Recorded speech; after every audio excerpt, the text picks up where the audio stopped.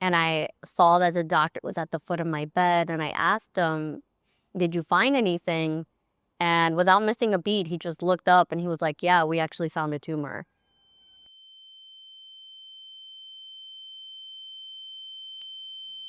My name is Michelle Zacarias. I am a journalist and a colorectal cancer survivor.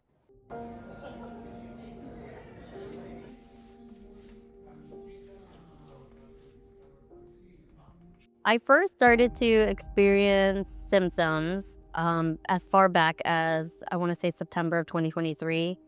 And a lot of the early symptoms were things like fatigue. I was feeling really tired throughout the day. I would have to start taking naps. And I initially wrote a lot of these symptoms off as just me getting older. I also was experiencing some digestive discomfort, even though initially it wasn't as bad as it ended up being. When I first went to go see a doctor for this issue, I asked her to do a full cancer screening on me because I have a history of cancer. And she just looked at me and said, "Well, why would you need that?" Over the course of, I want to say, like several months, my symptoms got increasingly worse. And I actually had like a little window of time where I knew I would get up in the morning and I had to like lock in and work because after a certain hour, I would get hungry. And as soon as I ate, my body basically just started to shut down on me. And then toward the end, I was also experiencing other symptoms in addition to fatigue and digestive discomfort. I had a lot of weight loss, rapid weight loss all at once. It started off slowly at the beginning, but by the time I actually got in to see a GI, I was about 84 pounds. For someone who is like my height and my weight at 5 feet tall, that was a lot of body mass that I was losing.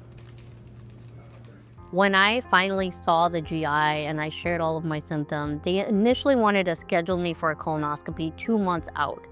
And at that point, I'm 84 pounds, I can barely eat anything, and I just started sobbing in the office because I knew that I wasn't gonna make it another 2 months. And so I was able to get in a last minute colonoscopy appointment a month out from when I saw the GI. But at that point, it's already May of 2024. When I finally got into my colonoscopy, the tumor was fairly large.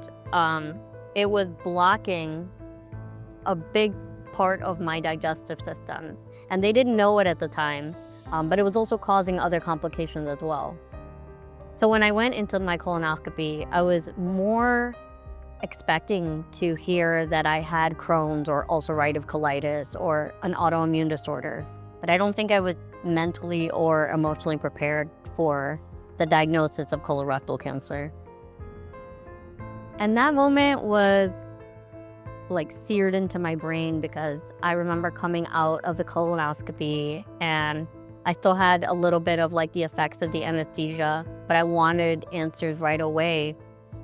And I saw that the doctor was at the foot of my bed and I asked him, "Did you find anything?" And without missing a beat, he just looked up and he was like, "Yeah, we actually found a tumor."